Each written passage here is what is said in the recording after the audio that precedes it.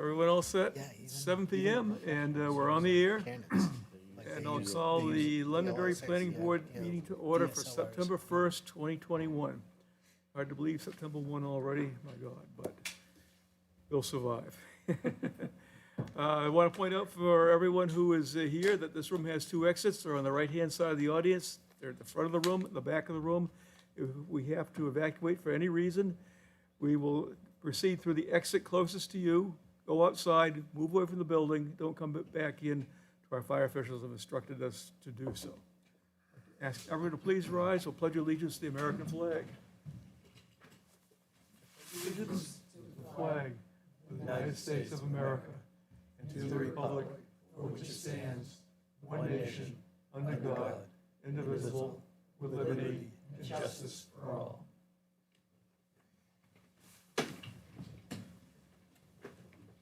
Okay, Chris is not going to be here tonight, and I don't see Bruce, and Jake, I think, was planning on coming, but I haven't seen him yet.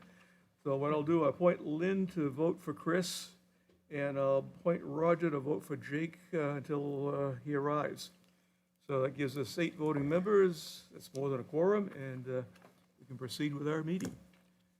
So first part of the meeting is administrative board work, where we got our business done, and this is the night for new plans, and we have 2 subdivision plans. In fact, one of them is a subdivision amendment. So we'll go to the administrative board work. First thing we have is approval of minutes. That'll be the minutes of August 4th, 2021. If anyone has a question on them, we'll answer it. If not, I'll take a motion to approve the minutes of August 4th, 2021. So move. Okay, motion by Al, second by Roger. Any discussion by the board? Seeing none, all those in favor signify by saying aye. Aye. All those opposed say nay. Abstentions? Abstention. Abstention. Okay, we got 3 abstentions, Al, Lynn, and Jeff.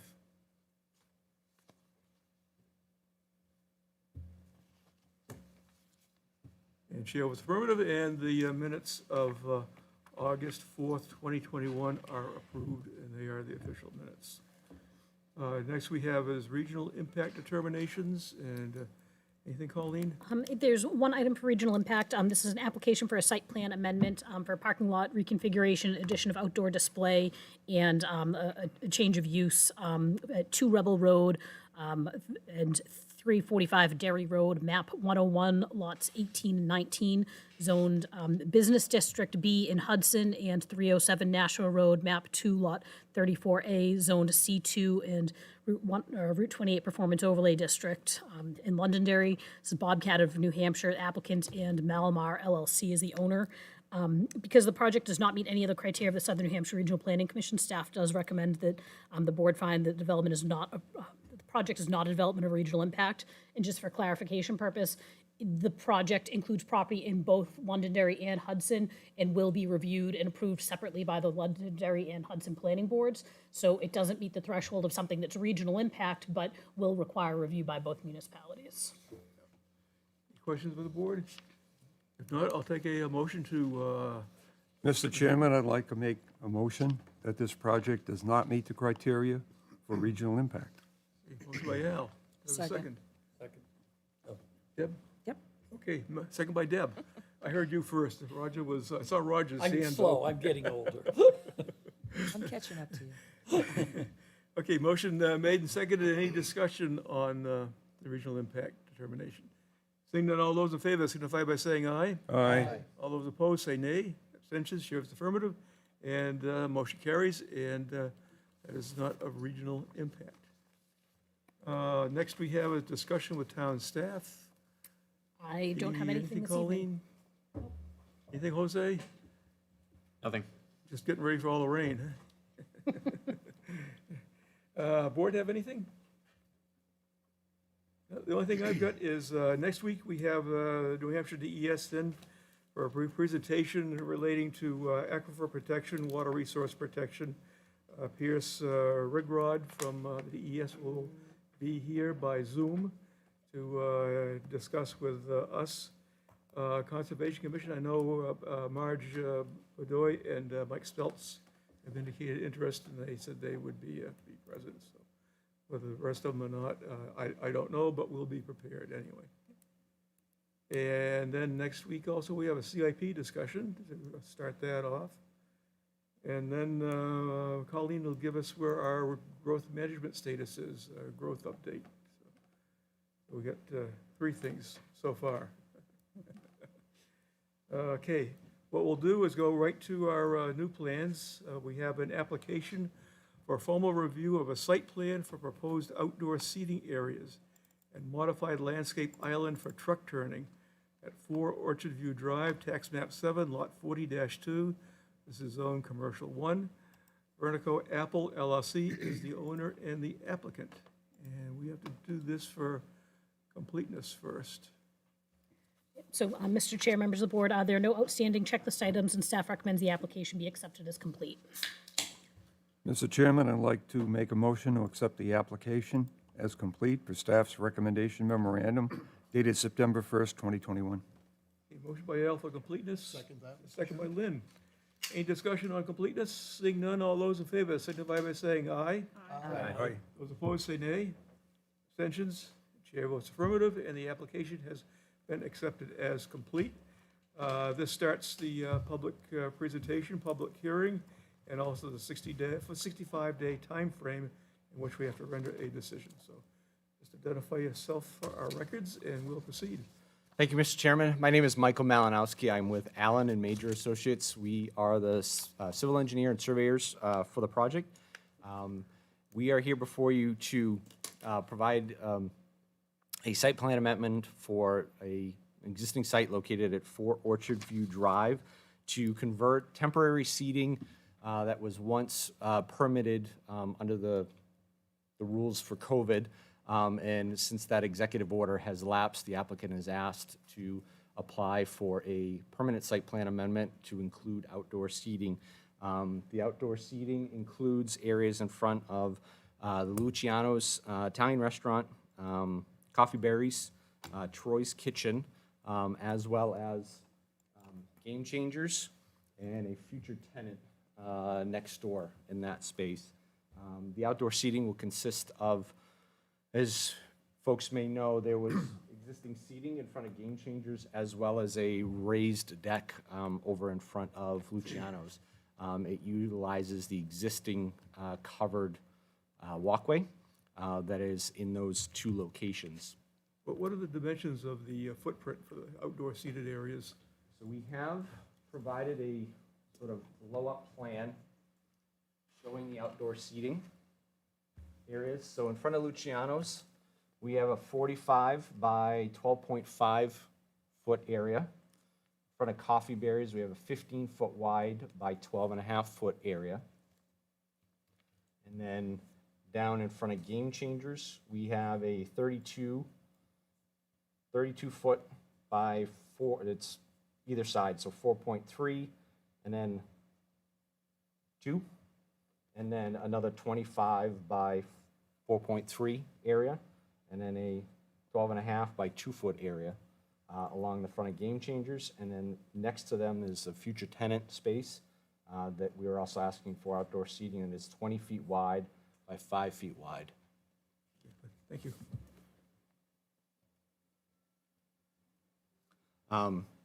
As part of the process, we have gone through and evaluated parking spaces. So we are, based on the current Londonderry rules, we are required to have 732 parking spaces per the uses. Currently on site, there's 753 spaces on site, so we do exceed what is required. As part of the project, we will have a net decrease of 3 parking spaces.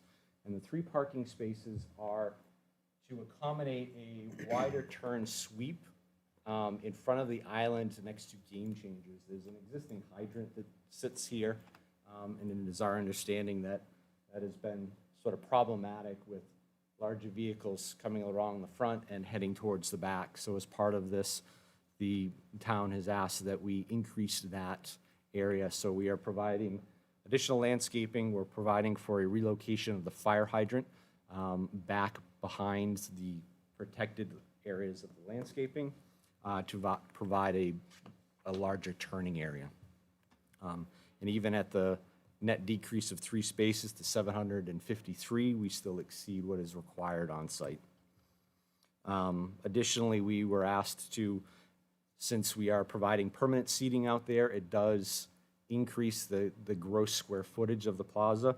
So we were also asked to do a traffic study, and based on the added square feet, there's a 0.7% increase in the total traffic that would have normally been on the site. So it's very minimal for, you'd be hard pressed to notice the difference in the traffic based on the added square footage for the seating. We do have 2 waivers that we are asking for, and those pertain to the width of sidewalk areas, specifically out in front of Game Changers and the tenant space. We do have less than the required 6 feet. We have 4 feet in between the aisleway at Game Changers, so we have a 2-foot wide and then a 4.3 wide area for outdoor parking, seating, and the area in between is 4 feet wide, which is less than what is typically required by Londonderry for sidewalk at 6. And then we have an area of 5.3 feet that's remaining in front of the tenant space that we were also asking the waiver for as well. Okay, we'll, Open it up to any questions the board may have.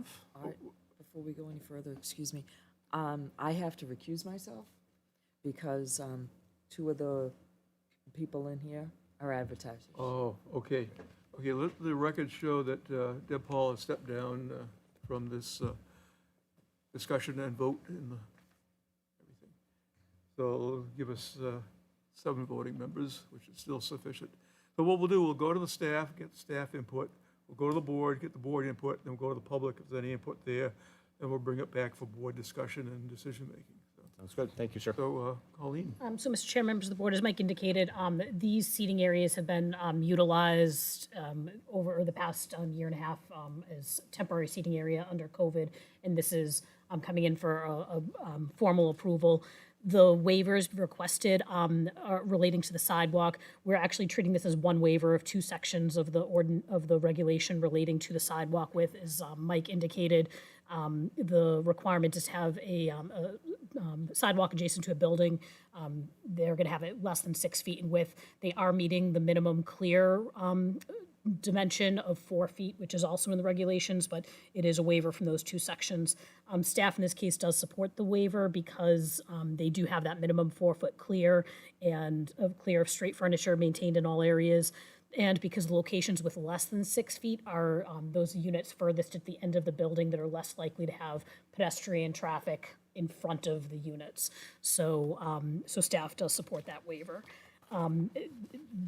Very minor other comments would be that we recommend the owner's signature be provided on the plans, digital copies of the plans be provided, and a financial guarantee to the satisfaction of Engineering and Environmental Services Department if required. So that's all that I have. Hey, anything, Jose? No comment from Engineering and Environmental Services, Mr. Chairman. Okay, everything's perfect. Okay, I'll start with the board. Ann, you want to go first? Sure, no problem. I had a couple of questions, especially on the response letter from the different departments. I'm seeing a comment by the fire department. I just want some clarification. It says, any addition that contains combustible material shall be sprinkled. And your, do you mind if I read your Yes, response? yep. Or would you like to read it? Well, so based on the fire department's response, the areas in front of Game Changers and the future tenant, the fire department had an issue with, because it's covered, so anything that's stored in that space needs to be non-combustible materials. In the areas in front of Game Changers and the future tenant, all of that furniture will be metal, so it'll be non-combustible, so that's not of What do you concern. mean, the frontage? The furniture that's in front of Game Changers Okay. and the future tenant Okay. will all be metal and non-combustible. Okay, what I see, there's like a metal facing on, I'm not sure what is it a planter? Because I see plants and things growing out of there, so I don't know what your, is this what you have now, exactly what you want in the Yes. future? Yes. Okay. Now, are those plants, I hate to ask you this, are they alive? Because they look brown and kind of, I don't know if, That I'm not sure. Okay. The owner is, the property owner is here. Okay. If they're brown, it's more than likely. well, they it would could need- be the type of plant they're using. It could be, I'm not quite sure what they have for plant materials, but typically in the plants like that, that doesn't necessarily fall into what the fire department was looking for Right, but- non-combustible. They didn't want wooden seating there. So in the area where Luciano's is, there's an elevated deck that's made out of combustible material. The property owner has agreed, and based on discussions with the fire department, to actually sprinkle that space. Okay. Related to that area, I just took a drive by there before the meeting, and I noticed some outside heaters parked right next to the building on you know, right against that side where the truck lane is. There's maybe 8 of them, outdoor, the tall heaters. Okay, in Would they front be in of use? Game Changers? Yes, it's right on the, you know, if this is that sidewall that's coming down where the travel lane, truck travel lane is, against the side of the building, there were like maybe, In this area? okay, right at the Were they on the sidewalk or terminus in the- of the dining on the east side. Okay. Right there was an angled wall, and then like 8 of those tall outdoor heaters. Will they be used underneath? That's been a discussion with the fire department, and that those would not be, those propane-type heaters not permitted underneath the Okay, overhang. that's what I was That's all questioning. fire Is it- department purview, fire code. Okay, because they're still there, that's why I asked. Now, second, on that page, the police department comments. It said, "I would recommend using Jersey barriers to make a physical wall to help prevent against vehicle pedestrian accidents, otherwise no concerns. Have you considered using Jersey barriers instead of the planters to make the diners maybe safer from any errant?" There is a curb, there's curb there now, so that does provide some protection. The hard part with providing Jersey barriers is all of that area is seasonal seating. So at least the planters can be moved easily. If you get Jersey barriers that they are trying to locate and physically mount on a covered walkway, you tend to have problems with either the canopy getting damaged with them putting the Jersey barriers there. You've also got structure that's there, columns that hold that up. So there's Jersey barriers in that situation where you have cars traveling in a parallel location as opposed to coming directly at it. I think the curb will provide sufficient Well, also, protections. I was thinking about also the cars that are parked there. They're perpendicular to Yes, the but they seating, still and have a then- drive aisle that would normally be. Yeah, And so, just for your, procedurally, for your purposes, and so your, those design review comments that are in the file those were comments on the initial application submittal, and then the applicant has responded and addressed changes and worked with staff to make sure that, you know, any fire department and police and other, you know, building comments have been addressed. So usually those review comments that are in the file may be relating to a previous version of a plan that was reviewed. okay, I just want to make sure that they were Absolutely, yeah, make addressed. sure they're being And addressed, definitely. actually, I was more concerned about the diners there and any errant Yeah. cars that might pull out too fast or anything that might happen. But I am concerned about, I'm surprised about the amount of seating you've squeezed in there. Next door to you, you have 5 feet wide seating in front of the building, and you left a 5.3 foot area. The unnamed tenants to the left. Well, we have 5 feet worth of seating in front of the future Right, tenant right, space, that's but a then a 5.3 foot wide Exactly. pass-through area. Right. You didn't consider doing the same thing there? Where the So other, the patrons would be farther back away from the driveway or the, in front of Game Changers?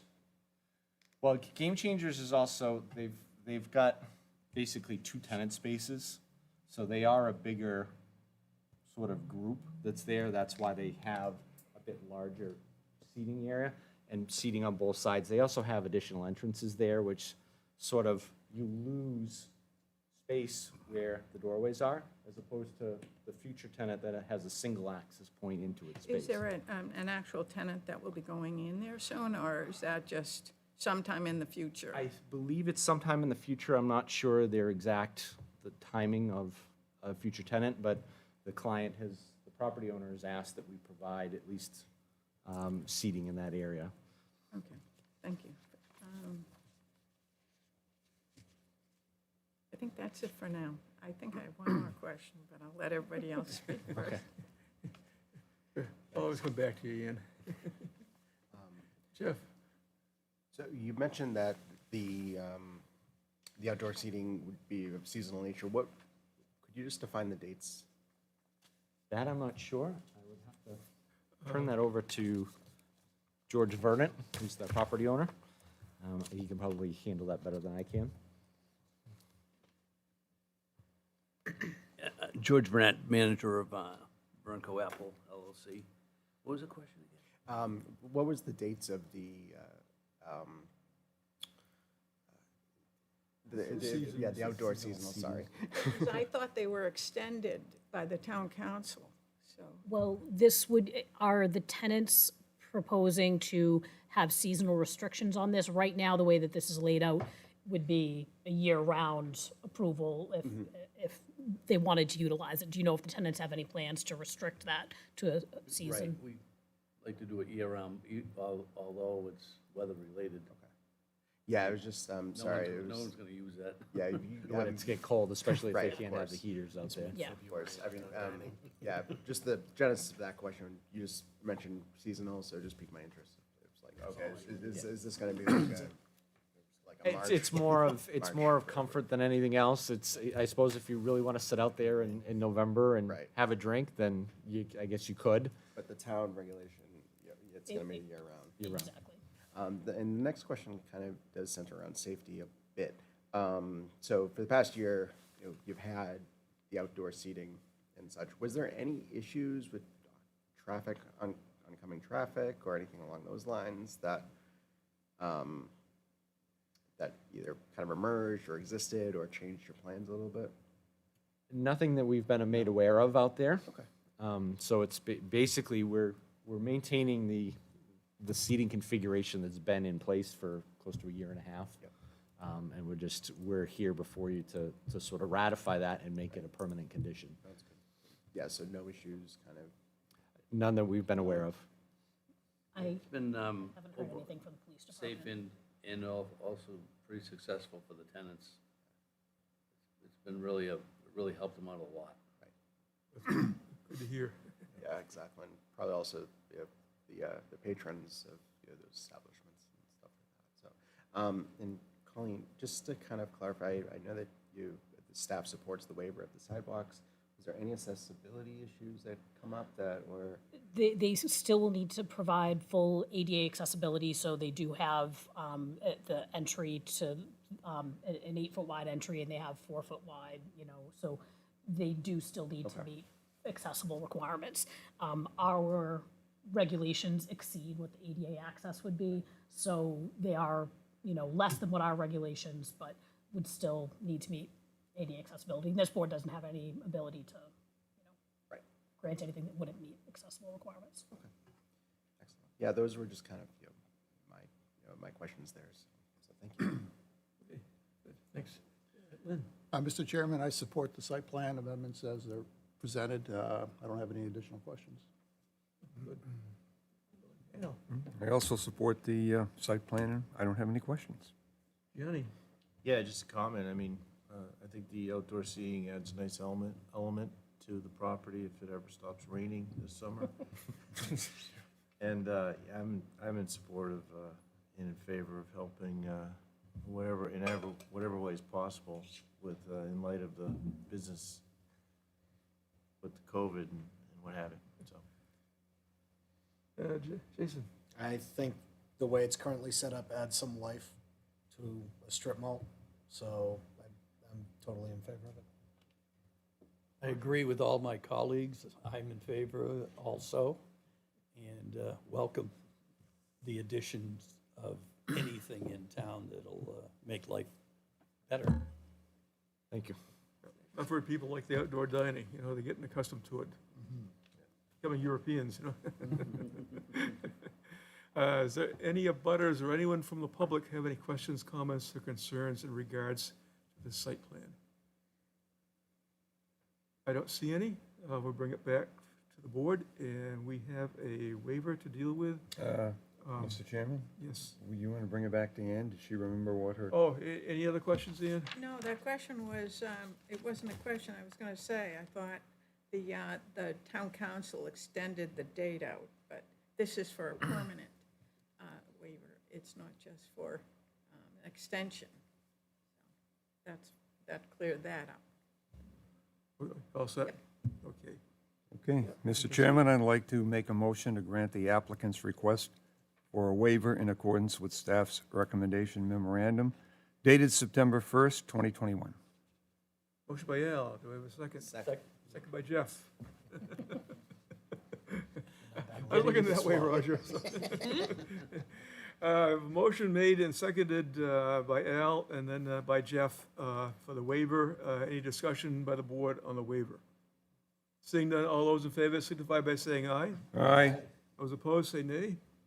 Abstentions? The chair votes affirmative, and the waiver has been granted. We'll go to the conditional approval itself now. Mr. Chairman, I'd like to make a motion to grant conditional approval of a site plan amendment for outdoor seating areas and modified landscape island for truck turning, 4 Orchard View Drive, map 7, lot 40-2, zone C1, Burnco Apple LLC, owner and applicant, in accordance with plans prepared by Allen and Major Associates Incorporated, dated May 10th, 2021, and last revised August 2nd, 2021, with the precedent conditions to be fulfilled within 120 days of the approval and prior to plan signature and general and subsequent conditions of approval to be fulfilled as noted in the staff recommendation memorandum dated September 1st, 2021. Okay, have a motion by Al. Second by Roger. Thank you. Is there any discussion by the board on the motion for conditional approval? Seeing none, all those in favor signify by saying aye. Aye. Those opposed, say nay. Abstentions? Everyone's affirmative, and motion carries. You have a conditionally approved site plan. Thank you very much, Mr. Chair. So good luck with things, and glad you're here and productive. Thank you. You're welcome. Thank you, everyone. Ian? I'd like to bring up the thought about any kind of regulations as far as outdoor seating in the future, that we could have some information on what the town thinks is appropriate. We can see what other towns, are, especially the city of Manchester, how they do. Right, because just winging it like this every time, I just would feel more secure that we had regulations guiding us. Okay. Yeah, we could, I think staff will research that to make sure that, Is the concern relating to the, this is a very unique plaza, and a unique situation where the dining on the sidewalk is a little bit different than what most other locations in Londonderry would be. So I don't know if it's concern about parking calculations or about how outdoor seating should be screened or protected, or Yes, so screen that's protected, something you'd like. designed, all that. Okay. Okay. Because we've had a couple already come before us. Yep. Off of 102 or on 102. So I'd like to see some guidelines to go by. Okay. we can definitely research it and see what, and then we can find out what we can do, what we can't do, type of thing. Thank you. Okay, and Deb is back with the board, so we're back to 8 voting members. And next, we have an application for a formal review of a site plan amendment for the construction of a building addition and other associated site improvements at 3 Mohawk Drive, tax map 6, lot 35-19, zone commercial 1, and Route 102, Performance Overlay District. Daigle Pool Service Company Incorporated is the applicant, and Genco Realty LLC are the owners. And Mr. Chair, members of the board, there are no outstanding checklist items, and staff recommends the application be accepted as complete. okay, I'll take a motion for completeness. Mr. Chairman, I'd like to make a motion to accept the application as complete per staff's recommendation memorandum dated September 1st, 2021. Motion by Al for completeness, second by Roger. Any discussion on completeness?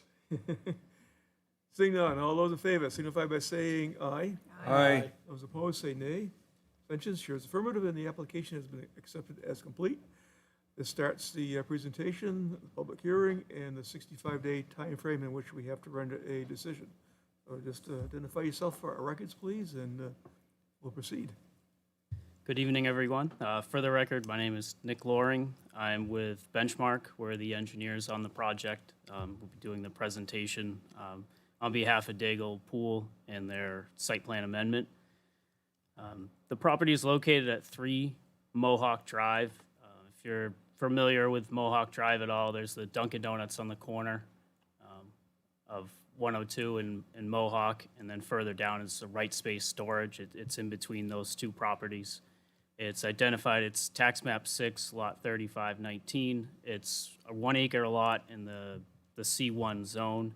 It does have frontage on 2 streets, a Mohawk Drive, which is where the access is from, and at the rear it has frontage along Route 102. The existing site improvements, there was an approved site plan in 1983.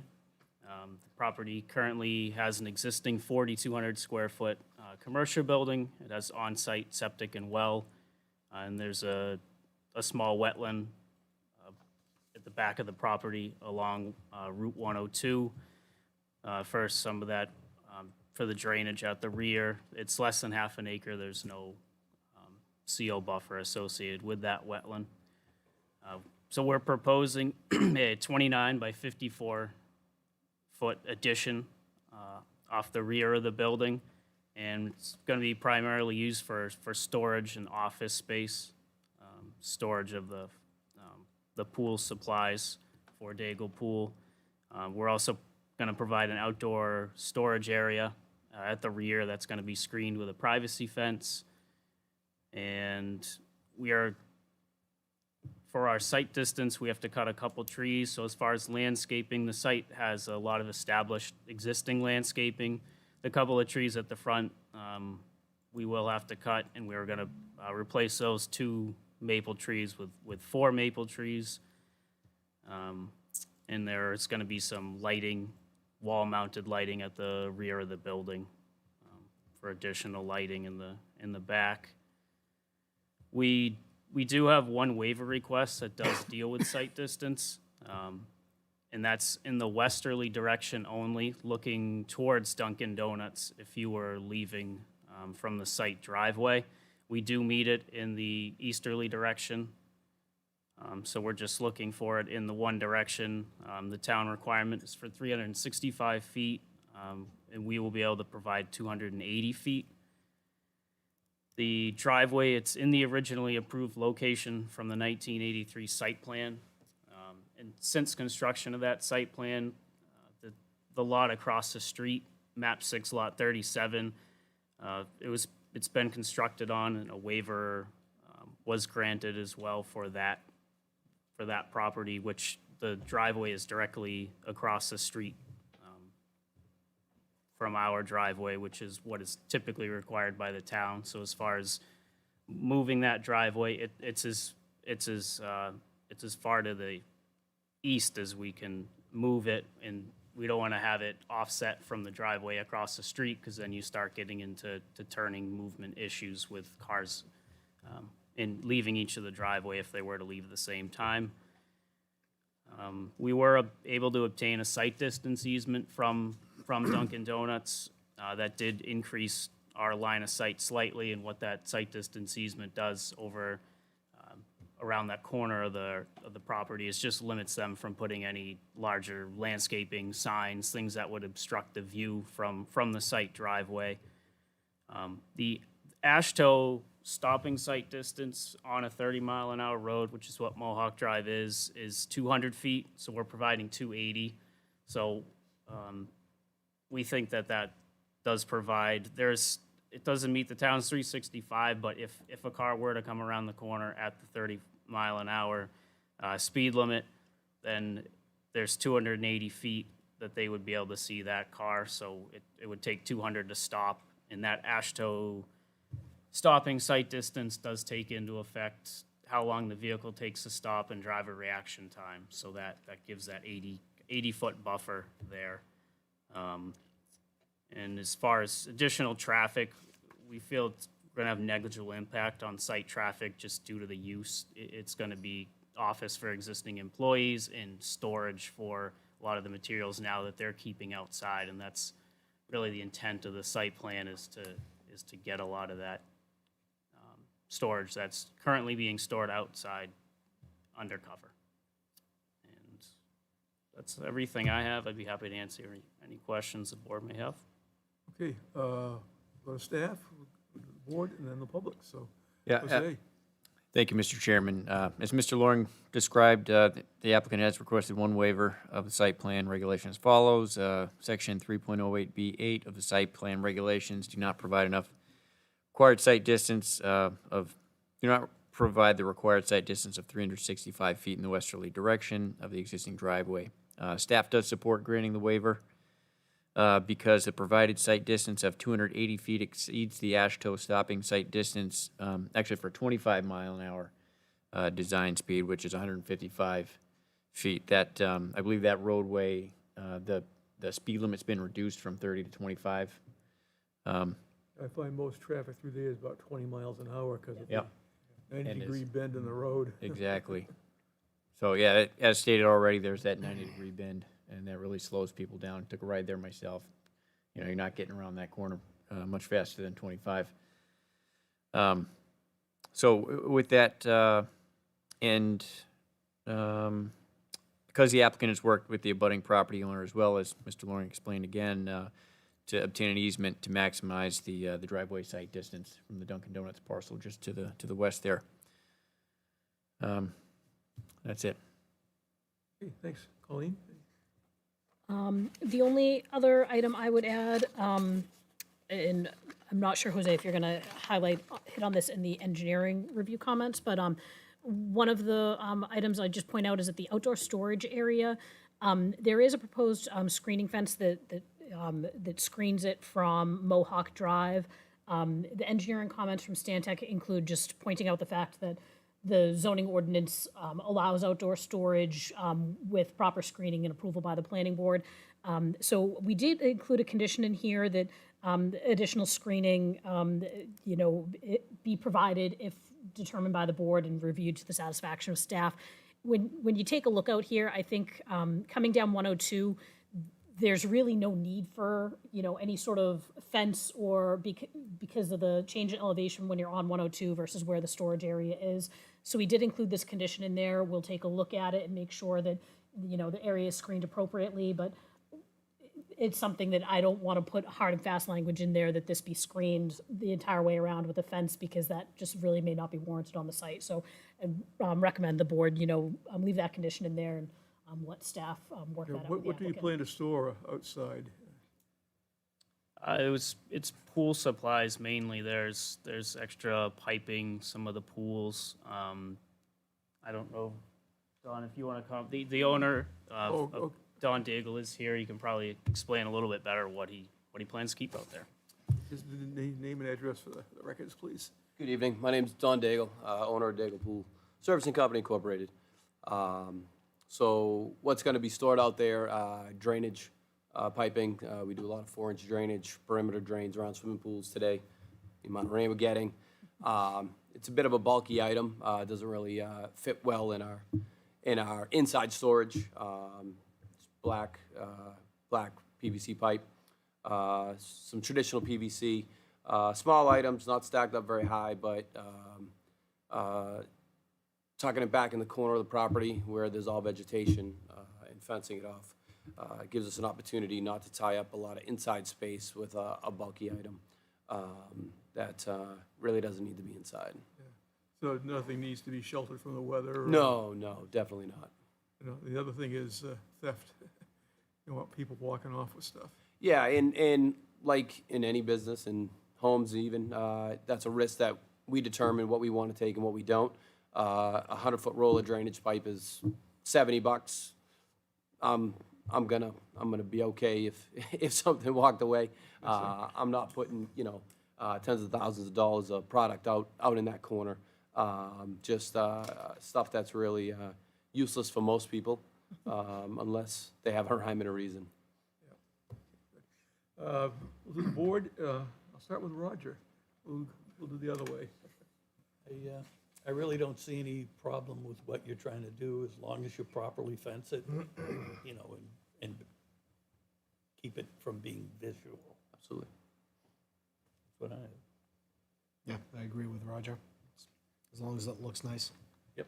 Already in an industrial area. Certainly. I'll have any comments. No. I'm all set. Lynn? Can you just confirm there's going to be no retail activity happening there? Retail activity happening from the storage area? Right, from the store. We're talking about the parking and the site distance and things like that. Is there retail activity in the store? There's retail activity in the showroom, yes. Showroom, okay, so you do have a showroom there? Yes, correct, yep. Okay, I don't have any further questions. Deb? I don't have any questions. Well, yeah, no, I'm good. I'm good. Jeff? Yeah, no, that 90-degree curve on Mohawk, you can't get really more than 30 miles an hour, so I drove that a few times this past week. But yeah, that's, no, I have no further questions or comments, but I support it. And Ann? Can I ask you a couple of questions? One's on the outdoor storage area. Is that area in the northeast corner? That strange shape? It's Yes. on the leach field? Yes, issue? so it's all just, again, it's all just plastic products. We won't be, we're not covering the entire leach field by any stretch. It's, again, just a place to store stuff that can be outside in the weather that doesn't need to tie up space on the inside. Okay. The other question is, I know you have a loading area in your new addition. Is that correct? Yes, there is going to be a garage door there, yes. Okay. You have a garage door existing in the existing building. Will that still be used? Correct, so there'll be two completely separate warehouse spaces. There's the actual warehouse that's there now, and then we're looking to create the new space, which is gonna be two separate doors, two separate entrances into each side, but will also be connected from the middle, on the interior of the building. Okay, thank you. That's the only questions I have.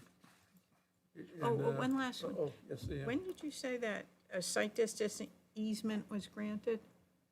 When was that? Was that, That's just, I don't think that, nothing's been recorded yet. You've No, worked it's not that out with me, recorded yet. so- It was something Okay. we've met with the owner and he's agreed to okay, to there provide. never was any kind of No, there was agreement never, before? so as the board is aware, typically, staff normally don't support waivers of site distance. We think that if there's an existing driveway, if we can try to find a way to make it better, that's usually our, first advice to an applicant. So we did recommend, is there anything you can do to make it better? And they did reach out to the abutter and are able to make some improvements to make it a little bit better. They still won't meet the full site distance, but in this instance, as Jose said, the unique circumstances of this and the fact that this board has set a precedent on that driveway immediately across the street as well warrants and leads staff to be supportive in this instance of that waiver. Is that driveway across the street to a salon? Yes, that's that, the name escapes me now, Everything Essentials, that's the salon there. Okay, At one time, there was an approved Cabernet or- Cabernet and, yeah. okay. Thank you. think the initial waiver was back in 2007 for that site across the street, and then it's carried forward. Okay, thank you. That's it. All set. The Heritage Commission liked the design of the building, because the addition is the same architecture, siding and everything as the existing structure, so that was fine. Is there anyone from the public have any questions, comments, or concern, or any butters about this site plan amendment? I don't see any. We'll bring it back to the board for deliberation and decision-making. Mr. Chairman, I'd like to make a motion to approve the applicant's request for a waiver to section 3.08.b.8 of the site plan regulations as outlined in the staff recommendation memorandum dated September 1st, 2021. Motion by Al. Do I have a second? I'll second it. Second by Deb. Any discussion by the board on the waiver? I was looking that way, Roger. Seeing no discussion, all those in favor signify by saying aye. Aye. All those opposed say nay. Abstentions, chair votes affirmative, and the motion carries. The waiver has been granted. Mr. Chairman, I'd like to make a motion to grant conditional approval of site plan amendment for the construction of a building addition and other associated site improvements, 3 Mohawk Drive, map 6, lot 35-19, zone C1 and Route 102, POD, Daigle Pool Service Company Incorporated applicant, and Genco Realty LLC owner, in accordance with plans prepared by Benchmark Engineering Incorporated, dated June 3rd, 2021, last revised July 28, 2021, with the precedent conditions to be fulfilled within 120 days of the approval and prior to plan signature, and general and subsequent conditions of approval to be fulfilled as noted in the staff recommendation memorandum dated September 1st, 2021. I have a motion for conditional approval by Al. Do I have a second? Second by Roger. Any discussion by the board? I don't see any, so all those in favor signify by saying aye. Aye. Those opposed say nay. Abstentions, and chair votes affirmative. And the motion carries. You have a conditionally approved site plan amendment. Thank you very much. You're welcome.